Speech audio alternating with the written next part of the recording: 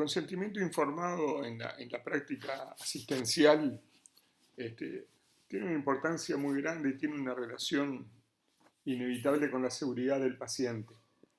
Yo voy a plantear de manera un poco esquemática los principales ejes que me parece que es bueno discutir en este curso y que después en los talleres, con los casos, capaz que podemos ver más en detalle y comprender mejor su aplicación práctica. El primer elemento que a mí me gustaría resaltar es que el consentimiento informado, la recabación de consentimiento informado es un acto médico. Es decir, no es un problema administrativo, no es cuestión de quién me firma el papelito o quién le entrega el folleto con la información. Es un acto médico, es inherente a la relación médico-paciente, supone un gesto de comunicación entre el médico y el equipo asistencial y el paciente que se tiene que adecuar como todo gesto de comunicación a la persona concreta y a la enfermedad concreta. No es lo mismo informar a una persona en una situación de urgencia que en una enfermedad crónica con todo el tiempo del mundo para reflexionar. No es lo mismo comunicar a alguien que tiene un nivel cultural y un conocimiento importante de la enfermedad, como puede ser un colega, o hacerlo con una persona que tiene un nivel de información cultural e incluso intelectual muy bajo. No es lo mismo comunicar que le voy a dar al lactante 5 gotitas de biosterol por tal razón, que comunicar algo que supone una decisión que va a tener influencia en la vida de una persona o incluso en la última etapa de su vida.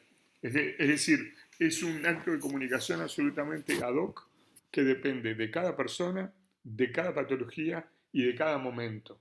Entonces eso no puede sustituirse de ninguna manera por un formulario hecho por alguien que se firma y el asunto queda laudado. El consentimiento informado es también un derecho del paciente. Es una obligación de los médicos recabarlo, es decir, no actuar sin el consentimiento. Desde luego es un factor crítico de la responsabilidad médica. Es de esos aspectos que tiene el acto médico cuyo fracaso estimula la generación de demandas y de reclamos de todo tipo.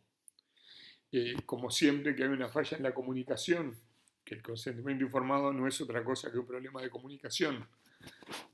Y como ya señalaba, es una cuestión relevante para la seguridad del paciente.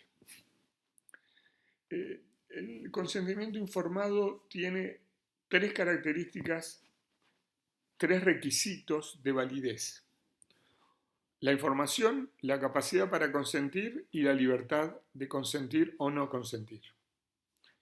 La información supone que uno, para tomar una decisión, tiene que conocer los aspectos relevantes que tienen que ver con la decisión esa.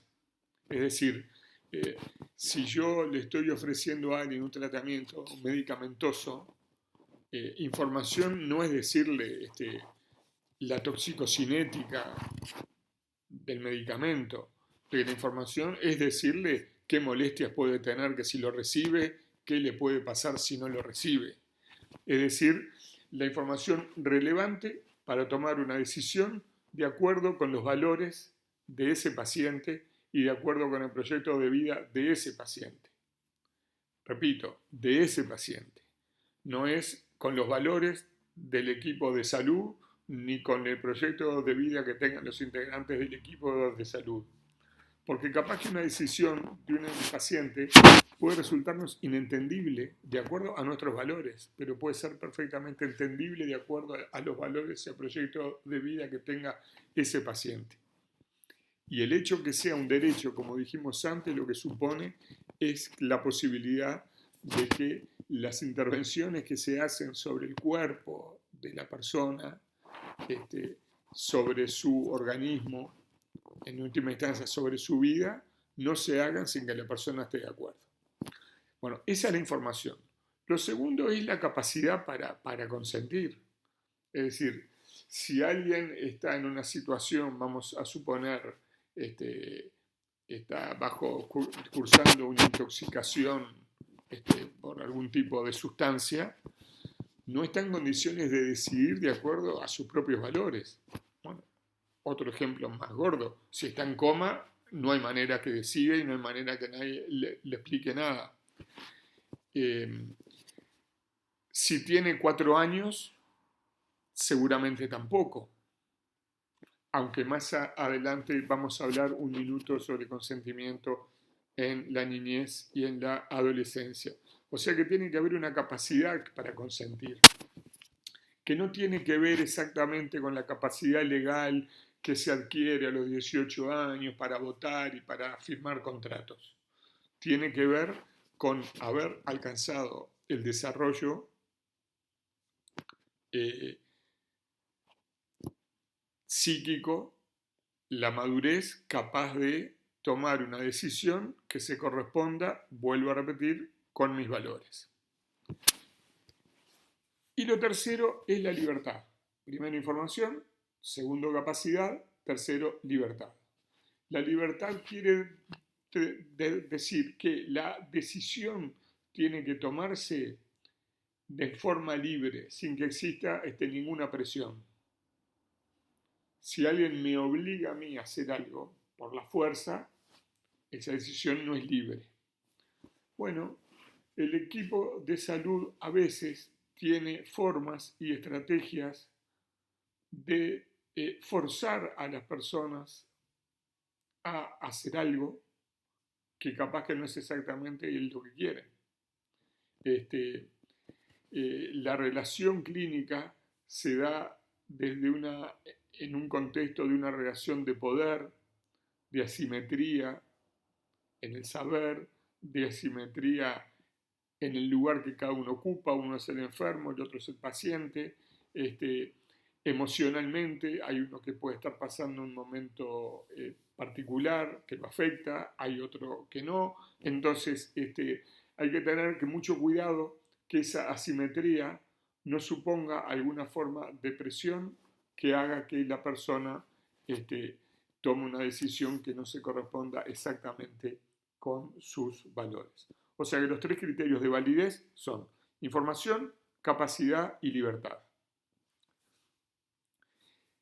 Y en este punto, ahora que intentamos conceptualizar un poco el concepto de consentimiento informado a grandes rasgos, a mí me interesaría hacer hincapié ahora en lo que no es el consentimiento informado. Es decir, categorías que tenemos que saber diferenciar perfectamente y que no son el consentimiento informado.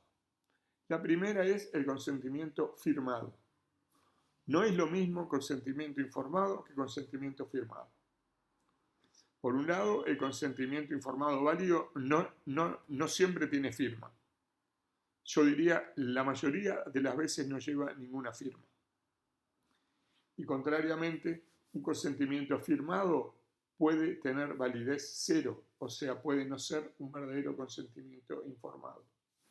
¿Qué es eso? Cuando se le da a la gente que para firmar cosas que nadie le explicó, cuando se le da a la gente para firmar formularios que tienen partes en blanco, cuando se le da a la gente formularios que dicen un acto médico o un acto quirúrgico por error, pero en realidad se hace otro. Ese consentimiento puede tener todas las firmas que quieran, pero eso no es consentimiento informado.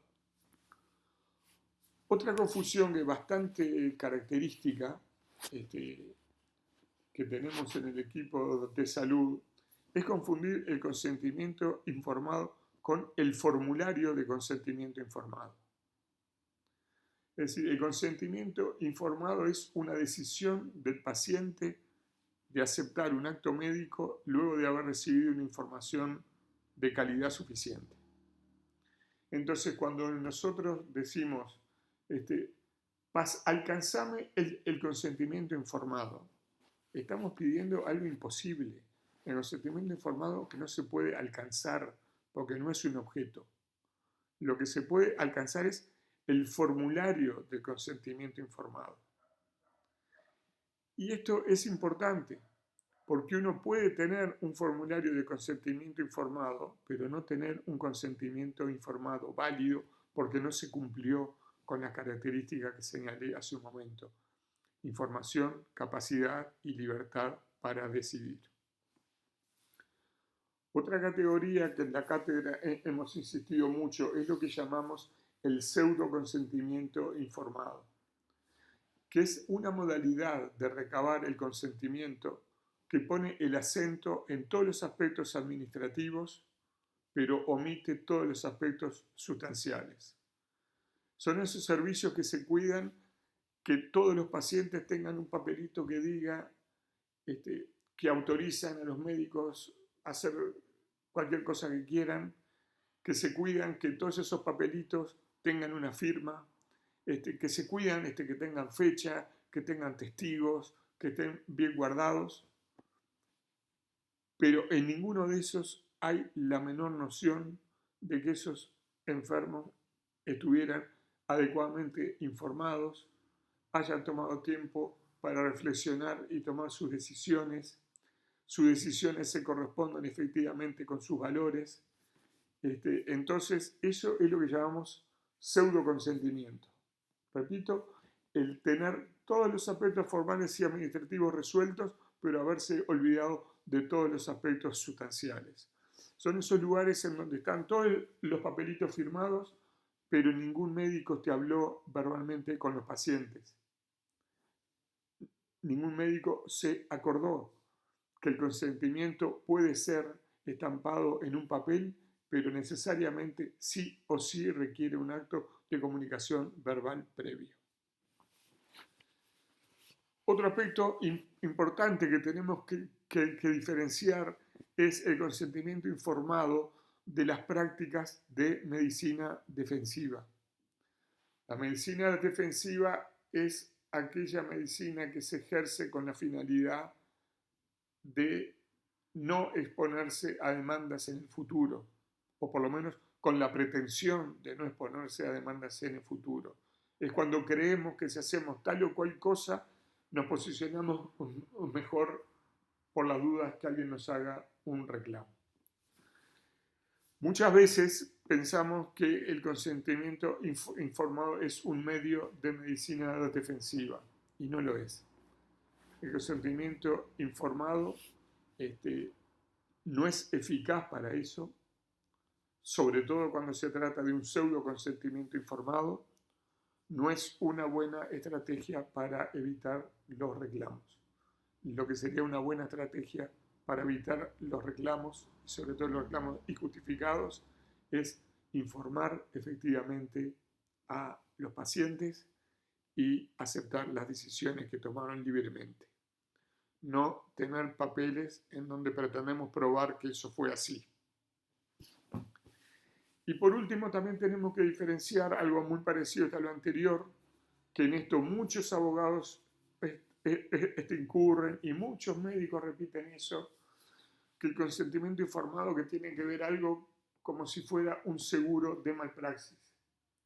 A mí no me pueden hacer un reclamo de malpraxis porque yo tengo firmado un formulario de consentimiento informado. Esto es un enorme error. Hay muchos casos de médicos absueltos que no había un papelito de consentimiento informado firmado, y hay muchos casos de condenas contra médicos que tenían el papelito de consentimiento firmado, y en lo personal he tenido casos en los cuales el formulario de consentimiento informado fue una prueba que permitió condenar al médico. Fue una prueba que demostró la malpraxis y lo permitió condenar en sede penal. O sea que pensar que el consentimiento informado se asocia con una seguridad contra los reclamos por malpraxis o contra las condenas es un enorme error desde el punto de vista médico-legal. Ahora quiero referirme a algunas de las normas que incluyen el consentimiento informado. Algunas normas legales y ético-legales que incluyen el consentimiento informado dentro del ordenamiento jurídico que rige en el Uruguay. No me refiero acá a todas las normas, sino a algunas que me parecen particularmente significativas, que son la Ley 18.335 de derechos y deberes de usuarios y pacientes de los servicios de salud, que a su vez fue reglamentada por el decreto 274 de 2010. El otro es la Ley 19.286, que contiene el Código de Ética Médica del Colegio Médico del Uruguay, que es la normativa de referencia para la ética profesional de los médicos, cuyo apartamiento da lugar a sanciones, y la Ley 19.529, conocida como Ley de Salud Mental, que también tiene que ver y nos aporta cosas importantes para discutir el consentimiento informado desde el punto de vista normativo. Reitero, no son las únicas, pero son las que me interesa traer a este curso para poder discutir el consentimiento informado. Fíjense ustedes que la ley 18.335 dice que todo procedimiento de atención médica será acordado entre el paciente o su representante, luego de recibir una información adecuada, suficiente y continua, y el profesional de la salud. El consentimiento informado del paciente a someterse a procedimientos diagnósticos o terapéuticos estará consignado en la historia clínica en forma expresa y puede ser revocado en cualquier momento. A mí me parece importante acá resaltar varias cosas. Una, que es todo procedimiento de atención médica. A veces que tenemos una creencia a pensar que los actos médicos que requieren consentimiento informado son aquellos que tienen particular riesgo o son invasivos o son quirúrgicos. No, todos. El segundo concepto es que será acordado entre el paciente o su representante y el profesional de la salud. Será acordado. Esto significa, por un lado, que el paciente no realiza un tratamiento que se le impuso, pero también significa que el paciente no impone el tratamiento que se le va a hacer. No es una asistencia tipo delivery. Yo quiero que me hagan esto. No. Hay una propuesta terapéutica que tiene que ver, o diagnóstica, que tiene que ver con la lex artis, ¿no? Con la ley del arte, con lo que corresponde. Eso se transforma en una propuesta que el paciente acepta o no acepta. No es que el paciente diga, yo tengo gripe, me quedaría más tranquilo si me operan un pulmón. Bueno, no. Esa no es una posibilidad.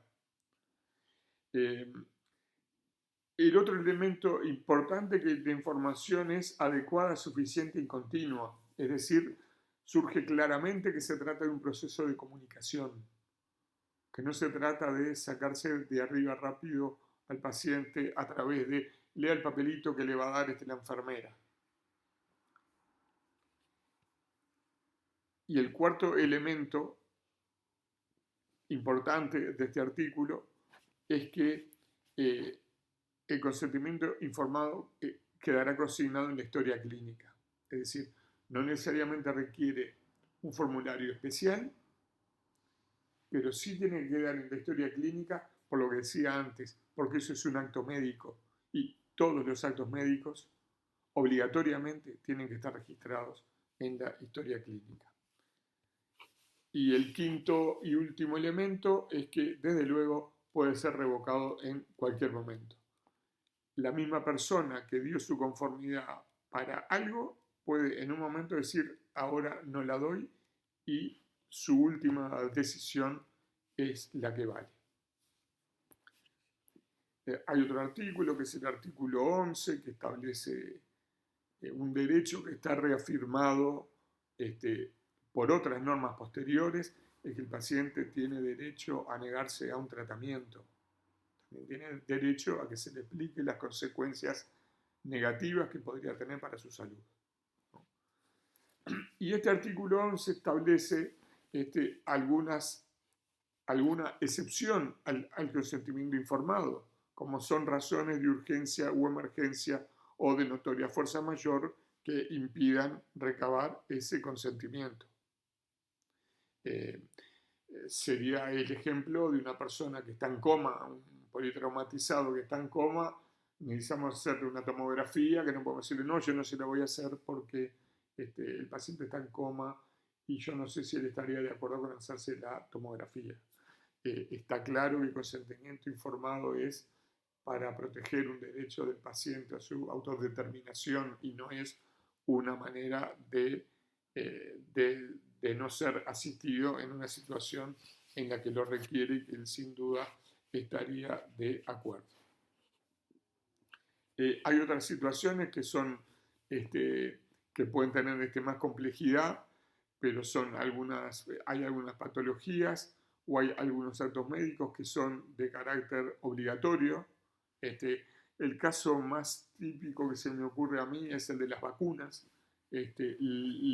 Las vacunas que están comprendidas en los programas de la salud pública, que no requieren consentimiento, sino que simplemente se administran. Yo les decía que la ley 18.335 fue reglamentada por un decreto, el decreto 274 de 2010. Y el decreto ese yo quiero tomar dos aspectos en cuanto a la reglamentación del consentimiento informado. El primero es lo que tiene que ver con los niños, niñas y adolescentes. Y tiene que quedarnos totalmente claro lo que dice el artículo 18, que todo niño, niña o adolescente tiene derecho a que se le brinde información sobre los procedimientos de atención a la salud en términos adecuados a su edad y a la evolución de sus facultades, que en todos los casos tienen derecho a ser oídos y a obtener respuestas a sus interrogantes. Y sus opiniones deberán ser debidamente tenidas en cuenta en función de su edad y su madurez. Es decir que un niño de 7 años tiene derecho a saber, tiene derecho a preguntar, tiene derecho a que se le conteste, seguramente no tenga la última palabra en un tratamiento médico o quirúrgico. En cambio, una persona de 17 años seguramente tenga la posibilidad de decidir sí o no a un tratamiento.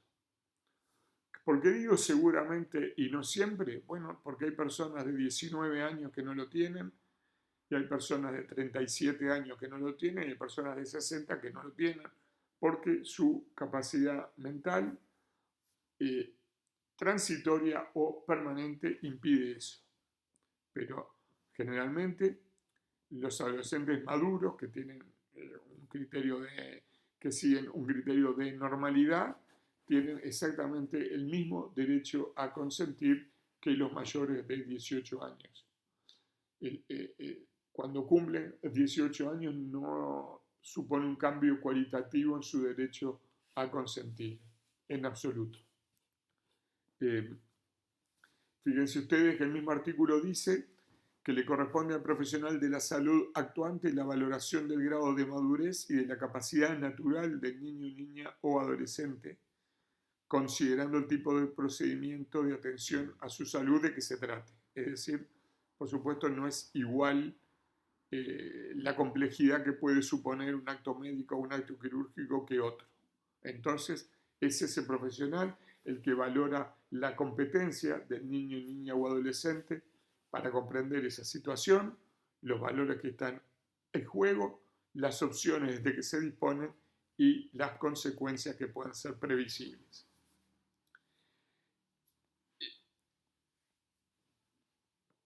Un aspecto importante que se plantea en algunas especialidades, se plantea típicamente en la imagenología, o en otros estudios diagnósticos, incluso terapéuticos, ¿quién debe informar y recabar el consentimiento informado?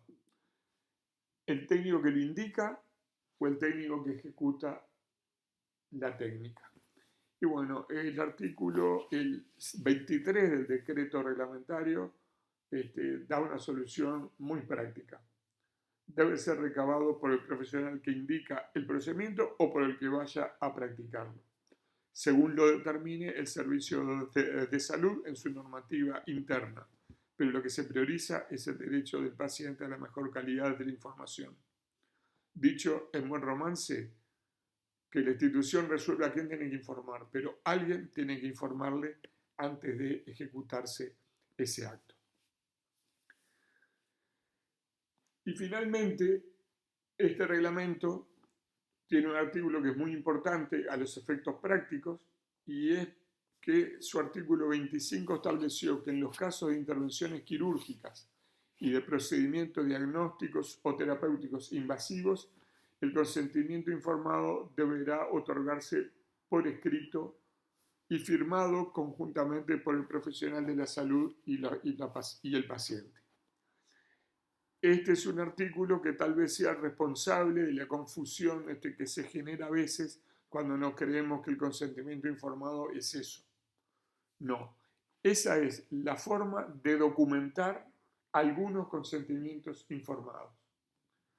Es decir, algunos consentimientos informados por imperio del decreto deben ser dados por escrito y bajo firma. Eso no supone que eso sea el consentimiento informado, sino que esta es la manera en la que el decreto reglamentario obliga a que se documenten algunos tipos, un sector minoritario, pero importante, de los consentimientos informados, el de los actos quirúrgicos y de los procedimientos invasivos. El decreto desarrolla toda la información que se debe dar y que debe constar en ese documento escrito, que no es otra que la información que se debe dar a los pacientes que se les propone un tratamiento, sea médico o sea quirúrgico.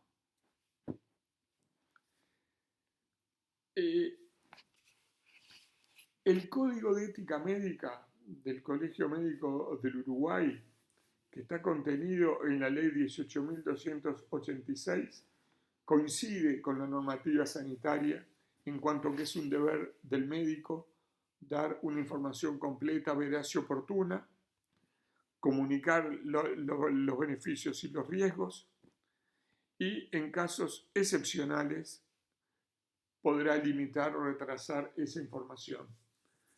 Eso es lo que se conoce en ética médica o en ontología como privilegio terapéutico, o sea, algunas situaciones excepcionalísimas en las cuales se entiende que la información puede ser negativa para el paciente y eso permite, transitoriamente retasearla o transferirla a otros representantes legales. Pero lo más importante de este artículo 13 del Código de Ética Médica es la obligación a dar una información completa y veraz. Y también, en su inciso D, la obligación, el deber de respetar la decisión libre del paciente, incluso, lo dice específicamente, el rechazo de cualquier procedimiento diagnóstico o terapéutico. Es decir, que en esto existe una coincidencia total entre la legislación sanitaria y la normativa ética que rige en Uruguay.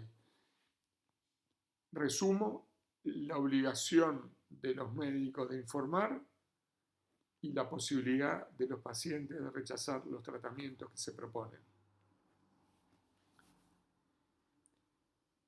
Para terminar con la normativa, quiero señalar que la ley 18.529, conocida como Ley de Salud Mental, establece entre los derechos de los enfermos, de los pacientes psiquiátricas, de los usuarios de los servicios de salud mental, cualquiera sean, tenga enfermedad psiquiátrica o no la tengan, el ser tratada con el debido respeto inherente a la dignidad humana, el ser reconocidos como sujetos de derecho y el recibir una atención sanitaria y social integral y humanizada, ajustada a principios éticos.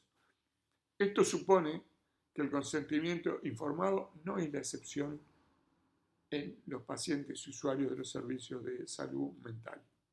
Y lo dice expresamente cuando menciona el derecho a recibir una información completa y comprensible inherente a su situación, y a tomar por sí o con la participación de familiares, allegados o representantes legales las decisiones relacionadas con su atención y su tratamiento.